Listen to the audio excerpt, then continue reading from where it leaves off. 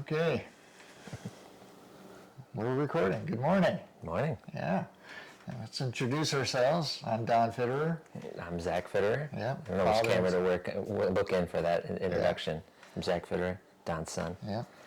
Father and son duo here. Mm-hmm. The purpose of our podcast here is to discuss Mr. Frankl's work. Victor Frankl. Mm-hmm. And Man's Search for Meaning. Yeah. Sorry. Essentially trying to discuss his philosophy and his logotherapy.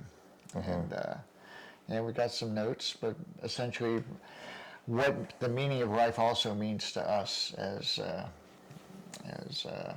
friends and our relationship and what we've gone through and where we are today in the sense of how we are able to communicate the way we do now based on our experience, because it wasn't something that we could communicate easily with at the beginning, right? We had some challenges that we were able to overcome. Yeah.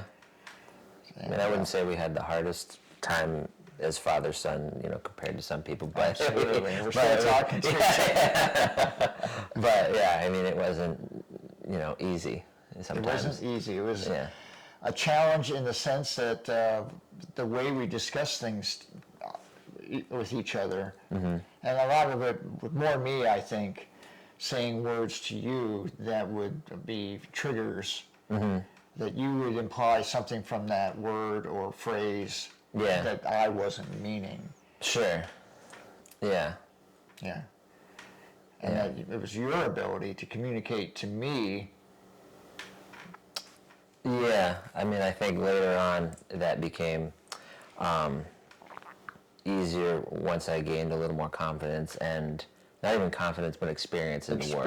Experience, yeah. I think that was hard earlier on, especially as a, kid, young, teenager, young man. It's like, well, no, you're the authority, and I'm the subject, and not even like subject, but you're the authority, and it's like, okay, hey, what you say kind of goes. Right. And growing up with that. Right. And so it was hard to,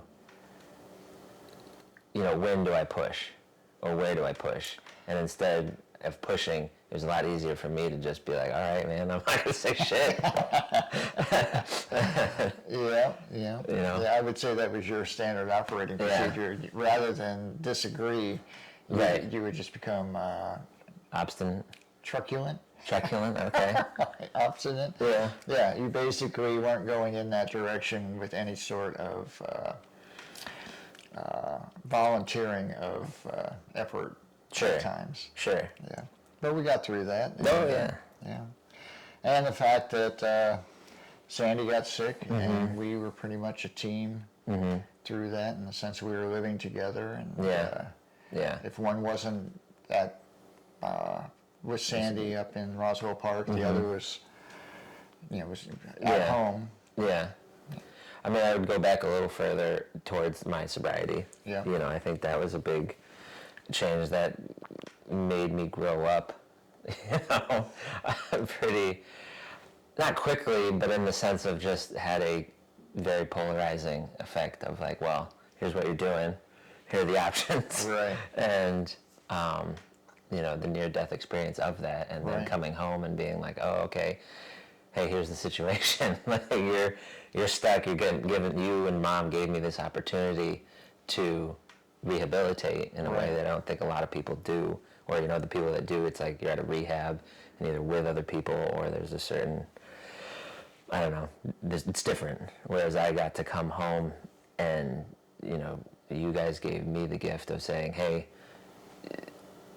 just work on getting sober. Well, first of all, get healthy, too, of like, weighing in at 100 pounds, but like say, hey, get healthy, stay sober. Right. That's all you got to do. So right now you're like 170, right? Perhaps a bit more. Perhaps a bit more. Yeah.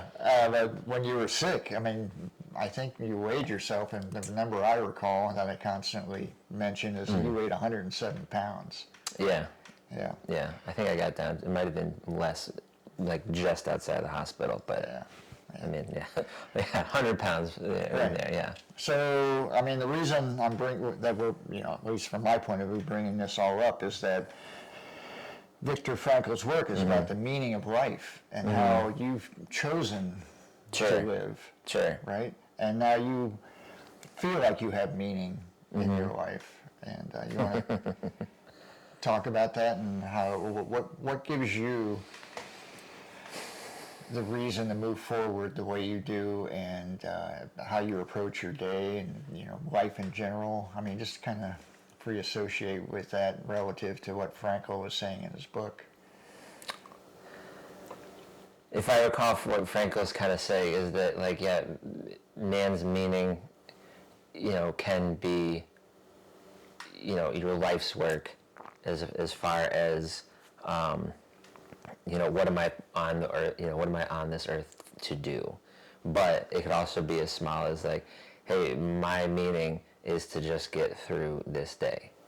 So I bring that up in the sense of, when I was just getting sober, all it was being like, hey, I got today. Right. And then I got to write down, I write, hey, so many days. Right. My eventual goal, so I had that goal, but my overarching goal in that, like, shorter period of time was I don't want to count days. Right. I want to get to the point where I'm actually doing more than that. Like, because for me... To be concentrating on getting another day wasn't what you wanted your goal to be. Yeah, like, that's what my goal needed to be. Like, that was my meaning for the day. Right. Was, and I would even expand that to not disappointing you and Mom. And for me, though, and not so, like, it's like, oh, hey, I'm disappointing you guys, that doesn't affect me. It's like, no, or your feelings towards me. It's like, no, I want to own this, of, like, this is my feeling. They have given me something, and so to kind of not do it, not accept this gift of the opportunity of getting sober, would be to be like, I don't know, rude's like an underwhelming word, but, like, what's a better word? Yeah. Well, that would be failure. That would be failure to me. Got it. And that's a big struggle in my life is failure, and what does it mean, and that sort of thing. But, so my goal was, in those times, just to get through the day and be able to write down another day, but looking at the broader world of, like, the things that you've accomplished, and then ultimately the things that I wanted to accomplish. Is like, wait a second, like, I had dreams and aspirations before I became an alcoholic. Not to say, that's a whole different conversation of whether, I was an alcoholic before I started drinking, but I was able to kind of see that, I could do this again. But to do that was to do this thing. And I think for me, luckily, I was a physical person beforehand. So it was like, hey, I know I can do these things. I just know it's going to take time to get there. Right. Like, we worked out a lot when I was a kid. Yep. We played, sports and all that. So I think that helped a lot. Right. Knowing that it was a journey to improve, that it wasn't going to happen in a week. Right. 2 weeks. It could take a long time to get healthy again. Yeah. And I do have that ability to focus on something that I want to do. And I really wanted to do this. Right. So, that kind of led to that. And now, so that was kind of the pre. And I mean, now, it's gotten to the point where I have a family. Yeah. So there's a lot of meaning in that. Yeah, I mean, to even get to that point. Yeah. Yeah, I think just wanting to find somebody to share life with. And there was a time, like, I mean, the self-improvement aspect is still really important to me, of, like, the internal competitiveness of just, like, oh, okay. This is where I am now, and I want to be somewhere in the future. Right. That journey to that future point. Yeah. And I think Frankl talks about that, and that's essentially the difference between therapy and this logotherapy, in the sense that you're always looking forward rather than dealing with, whatever happened in the past, okay, where are we going? What's my reason to move forward? Yeah. Yeah. Though I would say you still need, I would say though he still has the therapy part. Because you need to have that of like, you don't want to be staying in the past, but to look at the past and say, oh, there were the things that I did and the actions that I made and the choices that led to this place that I didn't want to go. And now it's like, oh, okay, using that to inform the future. Right. One of the quotes here is,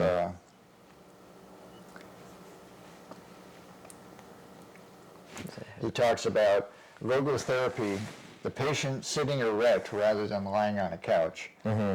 But he must hear things which are sometimes very disagreeable to hear, right? And then deal with that, right? Yeah. And then the three meanings of existence, where he talks about creating a work or doing a deed, experiencing something or encountering someone, love, and most of all, that love could be also just goodness, truth, and beauty, but most of all, loving someone and the attitude we take towards unavoidable suffering. I mean, so we've experienced all three of those things, okay? And so for you, I think you were just discussing like creating a work or doing a deed, that you're moving, you want to make yourself better. You want to improve. And now you've got somebody, and you've got many people in your life, but you know, two important ones, Sure. Elowen and Stephanie. And by loving them, that gives you a great deal of meaning towards your life, that you want to do the best you can so that you have, you know, you provide for them, and, you know, not necessarily in a monetary way, which of course is part of it, but also in an emotional and keeping them safe. Yeah.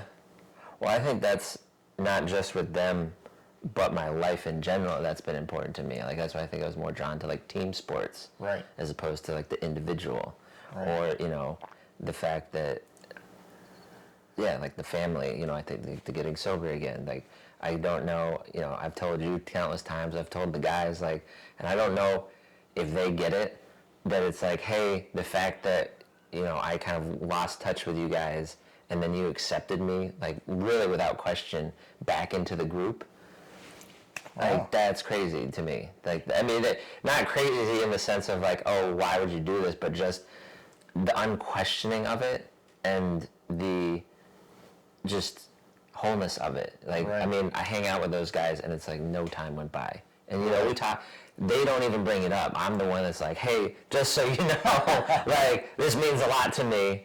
And I don't, you know, I still don't think you understand that you just being there, that like I can give you a call and you'll answer the phone, helps me stay sober, you know, and not in like this big, like, you know, I don't know, concrete, not even concrete, but like not in this like, dear God, I have the bottle in my hand and I'm calling you. More of just like knowing that, like, that feeling of family, that whole thing. Right. And so like, I don't think I have, you know. So being connected to people. Yes, being connected. Yeah. Yeah. And I think, like, when I was drinking and working at the bar, it's like I was connected to a lot of people, but it was just like this superficial level, because everybody knew me as the bartender, and it was like, oh yeah, that guy's cool, you know, whatever. But they didn't know you. But they didn't know me. So it's like, hey, I had this giant group of friends in Flagstaff, but I maybe talked to two, three people still, and you know, now I went from this big bubble to this very small group, and it's like, oh, the quality of which is just way better. Yeah, and the fact that those people were also drinking. Oh yeah, I mean that's a whole. That adds to the mix. Right. Yeah. Yeah. But. Yeah, I think that for me, it was a gift. In a weird way, you know, we've talked about how when there's something bad happens, you also have to look for a gift, and that whole poem from Aeschylus, you know, the awful grace of God, looking for something within what happened to you. Your alcoholism, when you got sick in Maryland in March of 2015, when Ed died, was a gift to me in the sense that I stopped. You know, I just stopped drinking. Yep. And I did that because it was a wake-up call to see you being sick, and I didn't want to participate in what made you sick. Not necessarily that alcohol, you know, by itself is what caused the problem. Sure. But it became a crutch, and then it became an abuse problem where your body... Oh, I couldn't live without it. You couldn't live without it. You were going to die if you didn't have alcohol. And if you hadn't been in that hospital in Maryland, that was, you know, phenomenal. It wouldn't, you may have survived. Yeah, that's a different story. Yeah. Exactly. But so that gift is that I stopped, and now that I'm 68 and you're 37, right? That I'm incredibly healthy, and I think part of that is not drinking anymore. And I don't. My life is less complicated. By not drinking. Yeah. But yeah, let's get back more to Frankl in the sense that one of the other ones is how we deal with suffering, right? And obviously the big one is Sandy's journey with myelodysplastic syndrome. Well, I was going to say, there's a quote I want to read about the suffering and kind of how it's dealt with. This was like kind of one of the big points from the book for me. What page is that? This is 42. I can't remember what's before it, but so this kind of starts with, the attempt to develop a sense of humor and to see things in a humorous light is some kind of a trick learned while mastering the art of living. Yet it is possible to practice the art of living even in a concentration camp. Although suffering is omnipresent, to draw an analogy, a man's suffering is similar to the behavior of gas. If a certain quantity of gas is pumped into an empty chamber, it will fill the chamber completely and evenly, no matter how big the chamber. Thus, suffering completely fills the human soul and conscious mind, no matter whether the suffering is great or little. Therefore, the size, in quotes, of human suffering is absolutely relative. The size of human suffering is absolutely relevant. Yeah. So I would say when Sandy was sick, there was a lot of volume there. There was a lot of volume there. Yeah. But it made us closer. Well, I think I like the part at the beginning too with the humor. I think like that's a big thing in our that's life. a big part of, especially, you know, our lives individually, but also like together. Right. You know, we share a lot of, you know, just little jokes and stuff. Yeah. You know, I mean, Alice says one of my biggest abilities is to entertain myself. I definitely think I learned that. Yeah. From you, definitely. Yeah, and the job that I had, you know, one in the Navy as an engineer in naval ships out at sea, where, you know, it's dangerous. Sure. And we had situations where we could have died if we hadn't been able to face the challenge and be successful. But during all those things, and then the oil field and dealing with relief wells and fires and that sort of thing, you develop this almost sixth sense of humor that when things get really bad, you look for something to make you laugh rather than being paralyzed by the fear. Yeah. Right? Yeah. We both tend to use that in our lives to keep us going. Yeah. Well, I think it was important with Mom, you know, because, I mean, she was stoic till the end, you know. I mean, it was crazy. I don't think I could do what she did. No, but I don't know when we decided to make it our job to lighten the mood. Yeah. But I feel like that's kind of always been the, you know, thing that we gravitate towards, of like, can, you know, at least read a room well enough to know that, like, hey, this is heavy, and try to lighten it up. maybe not always in the best times. I need to work on that part a little bit. Yeah. You know, if Christine's watching, then, you know, I bet she would have some examples of when that would be. It didn't work. But it didn't work, yeah. But, I mean, I think that's also part of living, in that you have to fail too, you know. So it's like the humor is like you have to try it, and then if it fails, it's like, oh well, at the very least, it's a learning opportunity. Right. Of like, okay, well that didn't work. I would have to say that bringing up the word failure, because that was something about you from the very earliest age, is that you weren't afraid of failing, right? You weren't afraid of not being good at something and then getting better. And obviously you went down some road that was leading to failure, and you brought yourself back up, right? Yeah. And, you know, using the word afraid in that particular situation is probably not really appropriate, but the things that you do in life right now as a arborist, right? Learning how to run a crane safely, using a chainsaw, managing a crew. All those things involve an incredible amount of safety, right? And observation of the now. But you're good at that. Yeah. And I think you gravitate towards that. Right? You tend to go to what you're good at, and you're good. No, seriously, you're good at the physical part of your job. You're good at the mental part of your job, right? Sure. Yeah. You're looking forward to where we need to get to, where you need to get the job done. Right. But also not getting so serious that, you know, it becomes a burden. You know what I mean? Right.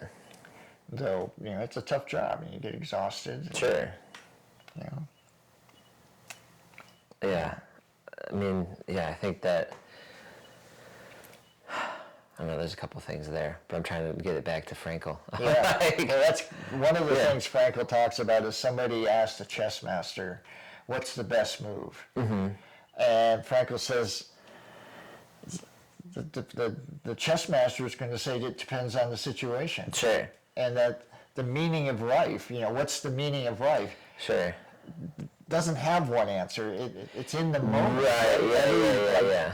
You know, the fact that we're doing this right now gives us meaning. Right. And we may fail at this, you know. Right. It may not. Well, and I would say, as a younger person, I feel like, I don't know if it's the culture or just me. I don't think it's just me, but it's like, especially like the high school time, it was like, what are you going to do with your life? Right. What are you going to do with your life?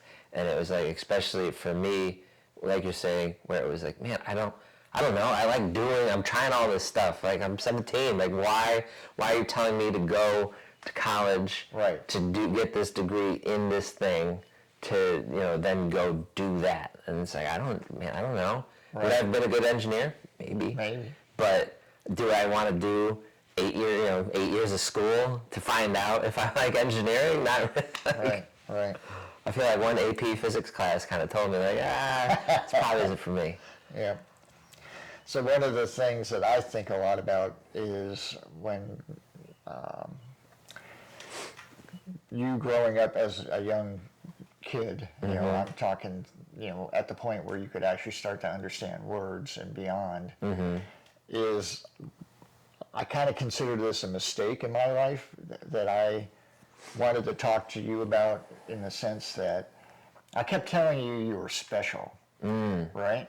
And I think that was a mistake. Not that you weren't. No. But it put a pressure on you that was unnecessary. Yeah. Right? Where you said, well, I'm not that special. And if you failed at something, you felt like, oh, I didn't do what... Right. And disappointing me. Yeah. Do you remember the karate incident? I do, yeah. Where I got hit in the stomach, like solar plexus, and got the wind knocked out of me. Something happened, and you looked over at me and thought I was disappointed. Yeah. And I was more bummed that it happened to you, and that you were having to deal with, you know, the fact that I just got hit. Yeah, you just got hit and have to deal with the pain, the situation, having me there to see this, and you reacting to my facial expression Right. as if it was disappointment. Right, Like you yeah. didn't Yeah. you didn't man up, or you didn't whatever the Sure. Yeah. phrase you want to use. Yeah. But we had a big conversation in the car after that, and we both cried. Mm-hmm. Because I felt really bad after you expressed yourself. Sure. That you felt disappointment, or felt that I was disappointed when Yeah. I really wasn't. No.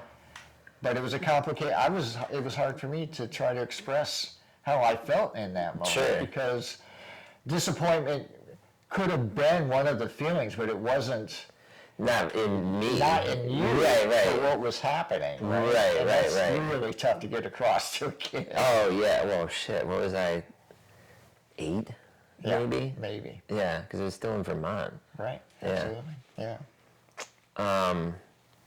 Yeah, I've thought about that. That not necessarily special, but like, yeah, what is good? It's such an objective thing. It's like, well, yeah, like soccer really is more what I was thinking about, is that, or the baseball.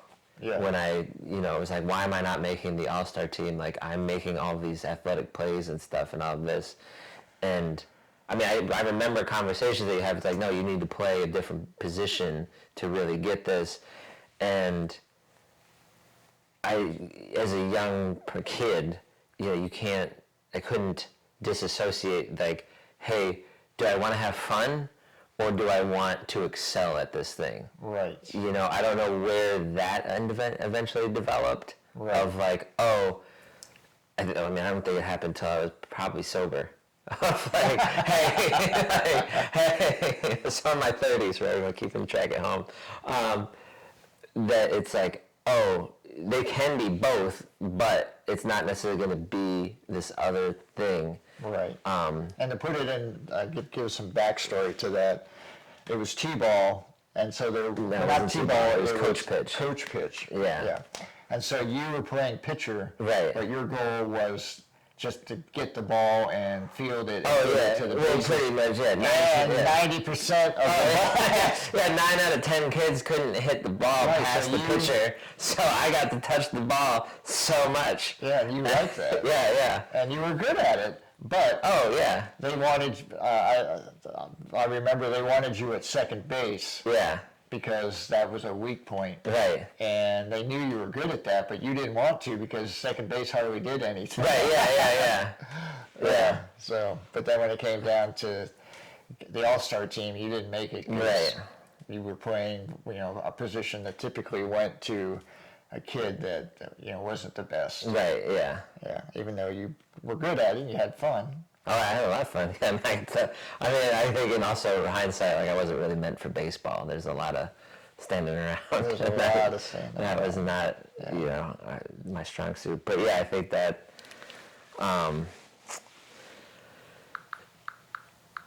that's a good point of just, is saying special, and then how does that affect me later on? Because, I didn't make like the JV team. Like I'm glad I tried out at a young age, or then and I tried football, but then did that affect my varsity playing? And then, we weren't playing the politics of soccer in Ithaca. There's a huge amount of politics in soccer, for sure. So it was like, hey, I didn't get invited to the other team, or I didn't go out for the ODP team, or all of these other things. Yeah, and we, as Sandy and myself, in our situation in it, we weren't supportive of driving you all over the place for ODP soccer. Right. Go ahead. Well, so this is something I've thought about. It's kind of an attack to the left a little, but that our family, you guys really were like, hey, fun. Let's have fun. This is fun. And I remember that. It's like, hey, you're doing soccer. Are you having fun? Yeah. And it's like, I started getting competitive, and you guys were still like, no, it's about the fun. It's about the fun. But you guys are competitive as hell. And so I'm getting, now that I'm older, especially a parent, where it's like, hey, I'm hearing the words that you're saying, but the actions that you're doing are not like lined up. Right. I think that threw me for a loop too. Right, because and maybe some backstory here about what you're talking about as far as competitiveness. Talk about Sandy. I mean, she was a runner, but I wouldn't say the running was necessarily super competitive. But you got to that. Right, yeah. I would say you have better stories on the running. I mean, I'm thinking about the Nerds games. Oh yeah. That my She liked to win. Yes. She liked to win. Yeah, which I don't, but I think she didn't like that part. She didn't. She didn't like the fact that she liked to win. Right. Yeah. Exactly. Yeah. I would say that's perfect. Yeah. But so I think I got some of that part where it's just like, well, wait a second, I do want to compete, but I'm not competing at the level that you want. Right. You should be. Yeah. Right. But I think also I wasn't putting in the same work that these other kids were. Right. You know, like some of them were definitely more talented naturally as well. Yeah. But yeah, they are all they are doing is playing soccer. Exactly. All they're doing is going to these higher level practices. Right. You know, and like I'm still playing with the kid that can barely kick the ball. Right. Which is, hey man, we're having fun, but I'm not getting any better playing with him than, you know, had I been playing with somebody more, you know, competitive. Right. That's a good point. Yeah. But at the same token, you were very competitive. Right. In whatever you did. I mean, Yeah. there are many. I don't know that we have a physical picture, but I have a mental picture of a Nerds game where you were laying on the table to make the play, all the way across the 6-foot table. Yeah. Laying on everybody else's cards. Yeah. Yeah, we had a lot of good Nerds games. Yeah. You have to look up what Nerds is. Yeah. Yeah. So have to go back to the notes, kind of to draw ourselves into it. Sure. Well, so you put this, how do you pronounce it? Do you say Druce or Druss?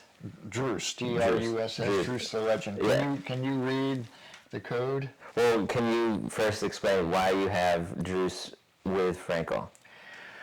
Or should I read the quote first? No, I can give how I feel about that. Yeah. For me, I try to live a code. One of the things, I'm not super religious, but I do believe in the 10 Commandments in the sense that there is a lot of truth in those things. You know, it's not so much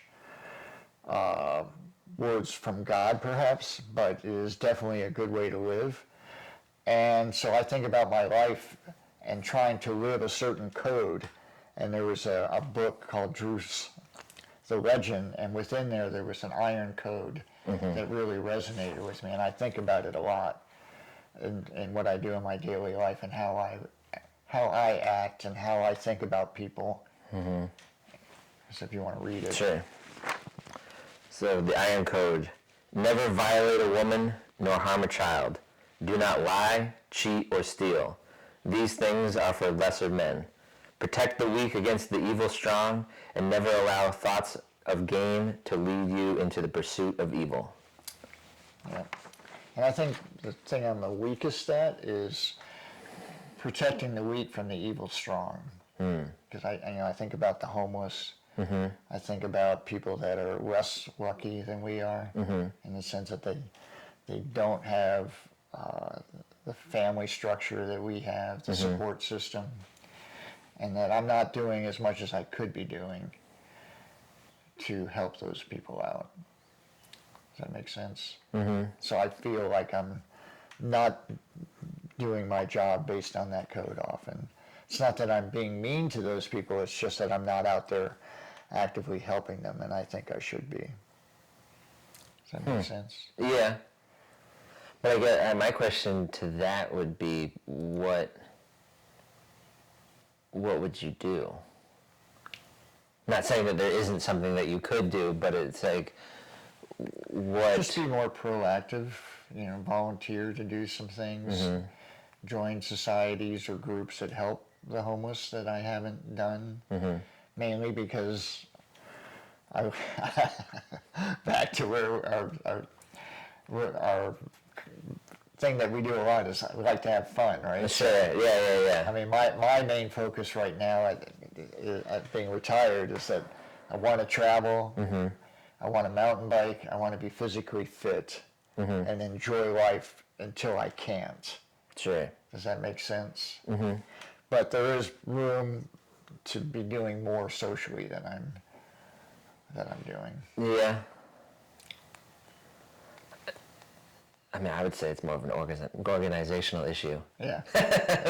Absolutely. It's like, yeah. Yeah, I mean, we're doing this. No, yeah. And hopefully this helps somebody. And yeah, I mean, I'm interested in especially, exploring topics like this. That's because I've thought about the same thing of, I went to AA for a while, and that was great. It helped me kind of get over the first hump of sobriety. But ultimately, I was just like, it went kind of against my counting of days, kind of idea. Is like, hey, I want to get to the point where, yes, I am this thing, but it's not everything I am. Right. And so working, not saying that AA doesn't try to do that, but for me, it was just like, and this is me. I'm not trying to, say this is AA, but this is the lens that I ended up going through it, is that it spends a lot of time still talking about being an alcoholic or alcoholism. And it's like, hey, that's great, but at the same time, hey, it's like the therapy. It's like, hey, you're looking back. What are we doing moving forward? Yeah. And that's definitely a Frankl yeah concept. That's essentially logotherapy. Yeah. Right? Is have meaning, but that meaning has to be forward meaning. Right. Because time is moving forward, so you have to. And yeah, Steffi and I talked about this, but it's like, I feel, of like, hey, well, that's not what AA, she's like, no, it is helping people move forward. It's just maybe you're at a different place. And for me, like, I feel that I do feel like, I'm not helping the lesser, how am I turning back and saying, like, hey, to the people struggling, like the alcoholic that's struggling, that was where I was at, like, how am I reaching back and saying, like, hey, come on, let's do this. Right. And, I struggle with that, so that's where I'm kind of, at as far as, trying to help with, like, how do I do that? Yeah. Can you talk a little bit about why there was no recidivism with you? Why you never have gone back to drinking? I mean, I know you've told me a couple times that there's times that you really want to drink. You don't, but you really want to. Well, I mean, that feeling, there's kind of two feelings where it's either like, oh my God, life is so shitty, I don't want to feel feelings anymore, so I want to get hammered. And then the other one where it's like, was that why you drank, do you think? I don't want to feel feelings? Yeah. I mean, it was a great way to curb the negative thoughts that were in my head. I gotcha. Yeah, whether it was like a social setting, like talking to girls, or, just, I mean, especially where you are, like, you're going down the hill of alcoholism, you're not exactly living, sure, there are, some people that have, like, a lot of money and appear successful, but, I mean, they still got the negative thoughts that it's like, hey, how do I turn those off? Right. I mean, alcohol is a great way. Drugs are a great way. Yeah. Yeah. But why haven't I relapsed? I mean, I've told you before, it's like, it just never was an option. Like, I don't know how to make it any simpler. It was just like, well, I can't do that anymore. All right. And so that just made it easier. And then, I mean, it was also, the promises that I made to you, like the, agreements that we made of like, hey, I'm going to help you out this way. But, you start going back, then all bets are off. Yeah, all bets are off. And it's like, hey, man, I'm trying to go this way. If I do this other thing, I'm going to be going that way. Right. Like, but you're able to be aware of that, Mm-hmm. Taking that step is definitely going the wrong direction. Mm-hmm. And direction means some sort of meaning. Back to Frankl again, that you're thinking about. you have a reason. Okay, yeah. You know what I mean? Yeah, You have yeah. a reason to go forward. Sure. And part of that is not disappointing me or Sandy, and Yeah. and the fact, and I think that even though Sandy is not with us on Earth, you think about her a lot, and you know, I feel.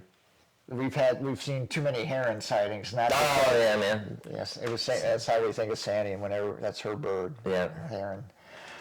But It's great that we live in an area where there are a lot of them, you know.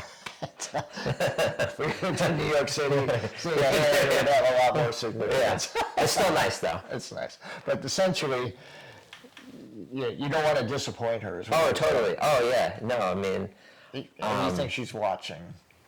to a certain extent, yeah. I mean, I just know it's like, I had that thought a lot as Mom was declining of like, hey, I mean, I have a pretty much guilt-free, well, not guilt-free, but I have a pass. Like, I could go get drunk and everybody would be kind of like, yeah, you know, your mom died.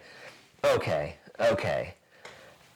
You know, would it be right? No. I mean, and would there be some lost trust? Yes. But, you know, I thought about it. It was like, hey, yeah, if Mom died, you know, maybe I'll get drunk. Like, I'll just go. Wow. I'll go. We never talked about that. No, well, I mean, that was a me Internal thought, conversation. Yeah. No. And it wasn't like, oh, every day I had this thought or anything. It was just kind of. And it wasn't this concrete. You know, I've thought about this more afterwards, so it's more consolidated. But yeah, when push came to shove and Mom actually passed away, it was just like, it was going to be so disrespectful to her if I went and drank, especially like knowing that like I didn't have to. Right. You know, that I could go on without drinking. It was like, so it more just solidified the fact that it's like, oh, I really don't need this. I don't need this all the time. Yeah. When I see my friends having a beer, Yeah.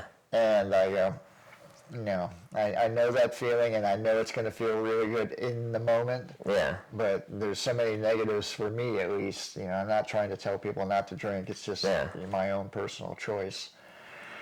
That, yeah. Yeah. So. No, I mean, so yeah, that's pretty much how I've stayed sober, is that it's just, it wasn't a choice to not be sober. Right. You know, nearly dying, and then just the life that's happened afterwards. It's like the amount of trust and it's each brick of trust, you know? Like I've built this whole blockchain or wall or whatever, analogy you want to use of building something, that I've built this trust with you, Mariah, Stephanie, Morgan, my buddies, like all the people that I know. I've built this idea of trust of like, oh, that's the guy that doesn't drink. Right. And that's the guy that does what he says he's going to do. Right. And so that... Which is a big thing with drinking, is that... Oh, you say you're going to do something, it never happens. Oh, yeah. And then one of the things I remember a lot in our conversations. Oh, yeah. The lying inevitably, that comes with drinking, especially to excess. It's just, it's not even a thought. Right. It just is. Yeah.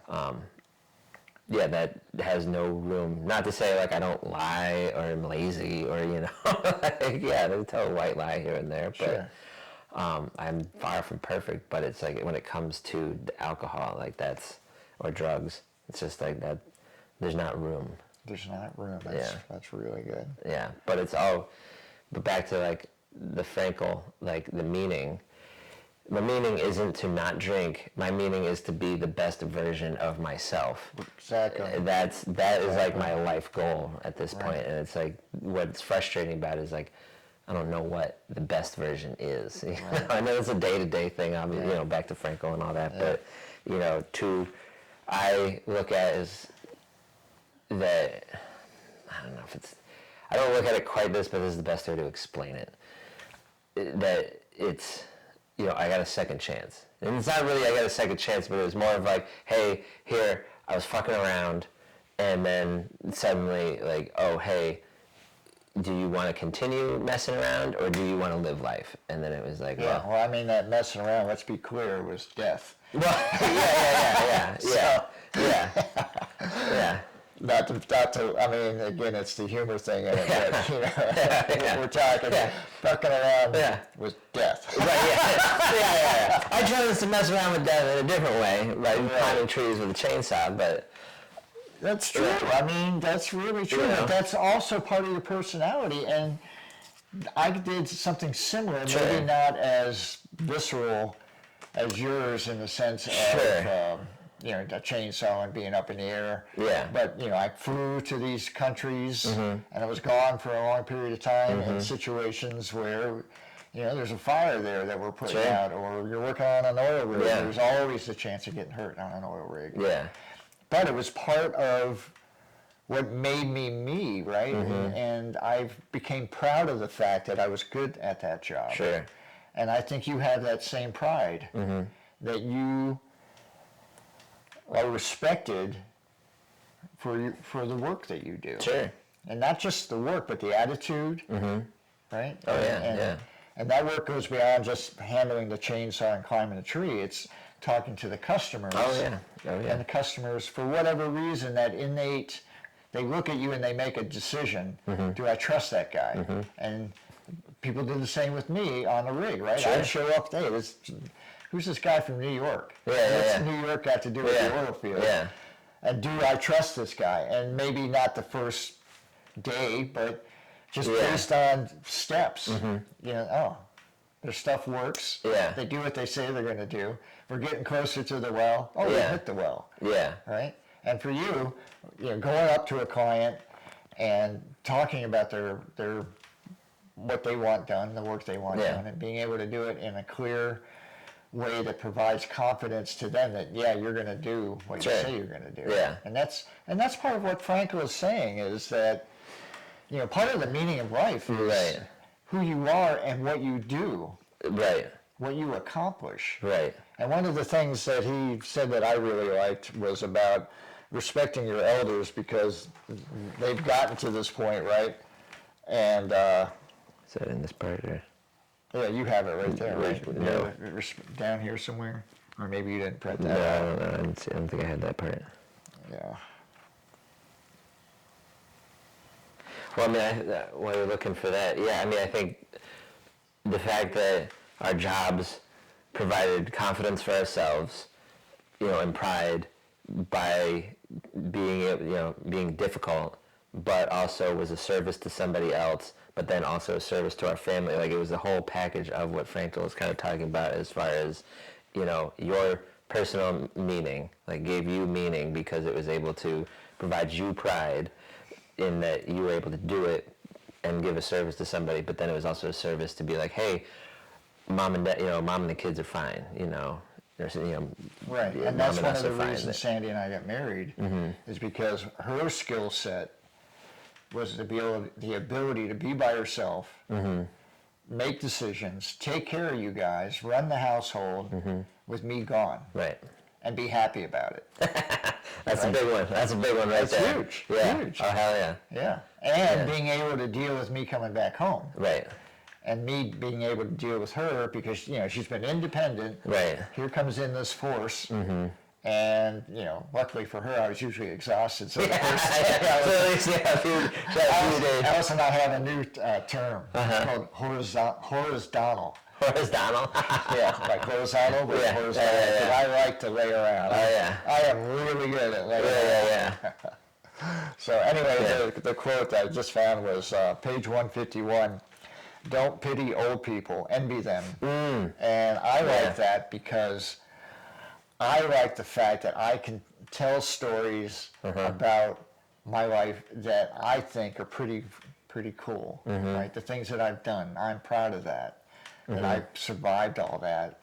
Which I got to bring this up. You know, we're going to have to stop soon. We're getting close to our end of our hour. But one of the things that Sandy used to say to me was, you know, when I die, I'm going to marry somebody else.